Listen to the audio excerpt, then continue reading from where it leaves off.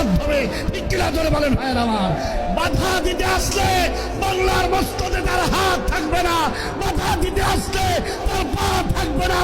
বাংলাদেশের 18 কোটি মুজাহিদ তৌহিদি জনতা চায় বাংলার মস্তদে আল্লাহর কোরআনের রাজ কায়েম হয়ে যাক, ঠিক কিনা জোরে বলেন।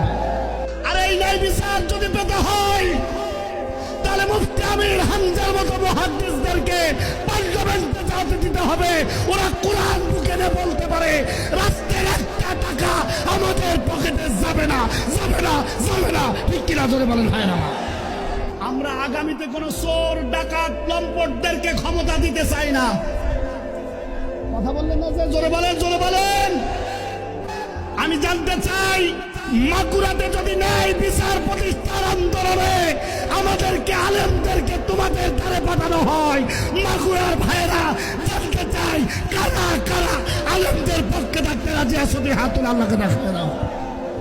আগামীতে সংসদে তাদেরকে আমরা যেতে দেব না, দরকার হয় রক্ত দেব, আর একটাবার রক্ত লাগলে দেব, কোন জালিমকে বাংলার মস্তদার ছেড়ে দেব না, ঠিক কিনা জোরে বলেন ভাইয়েরা।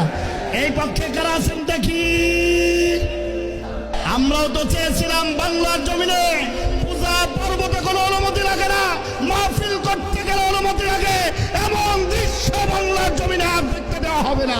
কোনো ঠিক কিনা জোরে বলেন ভাইয়েরা। আমরা বলতে চাই 151 জন এমপি আগামীতে বাংলার মস্তদে যাবে, আল্লাহর কোরআন বুকে নিয়ে বাংলার মস্তদে কোরআনের আন্দোলন চলবে, কোরআন কায়েম হবে, বাধা দেওয়ার ক্ষমতা কারোর নাই, ঠিক কিনা, ঠিক কিনা জোরে বলেন ভাইয়ের আমার। আমরা শুধু দাবি জানাই দিনের ভোট যেন রাতে না হয়, কোন চোর আর ডাকাত যেন বাংলার মস্তদে বসতে না পারে। কোরআনী আন্দোলনের মানুষগুলো দিয়ে, কোরআনী আন্দোলনের হক কায়দা দিয়ে বাংলার জমিন চলবে, কথা ঠিক কিনা জোরে বলেন ভাইয়ের আমরা। এই চাই কারা কারা দেখি, আর একটা বার দেখি লিল্লাহে তাকবীর। আমার আবু সাইদ, মুগ্ধ, সালাম, আব্দুল্লাহ এই দুনিয়া থেকে রক্ত দিতে দিতে চলে গেছে, আল্লাহর তাকবীর পড়তে পড়তে চলে গেছে।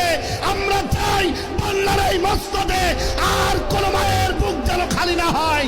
আমরা চাই এ বাংলার মস্তদে আল্লাহর কোরআনের রাজ কায়েম হয়ে যাক, কথা ঠিক কিনা জোরে বলে ভাইয়ের আমার। আমরা সেই রক্তের প্রতিশোধ রক্ত দিয়ে নিতে চাই না, রক্তের প্রতিশোধ তখনই নেওয়া হবে যখন বাংলার মস্তদে আল্লাহর কোরআনের রাজ কায়েম হবে, কথা বলেন না কেন ভাইরা? আগামী নির্বাচনে ইসলামী আন্দোলনের কর্মীদের বাক্স হবে একটা, আর ওখানের মাধ্যমে কোরআনের রাজ কায়েম করে আলেমরাই দেশ চালাবে, কোন জালেমের কাছে যাবে না, ঠিক কিনা জোরে বলেন ভাই। আলেমরা সংসদে যে কোরআন তেলাওয়াতের মাধ্যমে কোরআনের প্রতিটা বিধান বাংলার মস্তদে কায়েম হবে, এইটা চান কারা কারা দেখি লিল্লাহে তাকবীর। এই চেয়ারটা এমনিতে আসে নাই, এই চেয়ারটা বাস্তবায়ন করতে যে বিশ্ব নবীর দান হারিয়েছেন, রক্ত জড়িয়েছেন, অসংখ্য সাহাবীদের জীবন গিয়েছে। আগামীতে এই মস্তদ থেকেই সত্য কথা প্রচার হবে, মানুষের দ্বারে দ্বারে কর্ণ কুহুরে সঠিক কথাগুলো পৌঁছে দেওয়ার দায়িত্ব আলেমদের, ঠিক কিনা জোরে বলেন ভাই। 5 তারিখে পুলিশ আমাদেরকে টার্গেট করে গুলি করেছে, আর আমার যুবকেরা, আমার তরুণেরা বুক পেতে দিয়ে তাকবীর দিয়েছে, ওরা পালাতে বাধ্য হয়েছে, ঠিক কিনা? আর এই ন্যায় বিচার যদি পেতে হয় তাহলে মুফতি আমির হামজার মতো মুহাদ্দিসদেরকে পার্লামেন্টে যেতে দিতে হবে। ওরা কোরআন বুকে নিয়ে বলতে পারে রাষ্ট্রের একটা টাকা আমাদের পকেটে যাবে না, যাবে না, যাবে না, ঠিক কিনা জোরে বলেন ভাই না।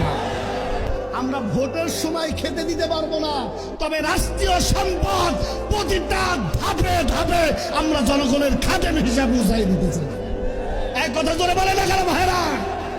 আমরা আগামীতে কোন চোর ডাকাত লম্পটদেরকে ক্ষমতা দিতে চাই না।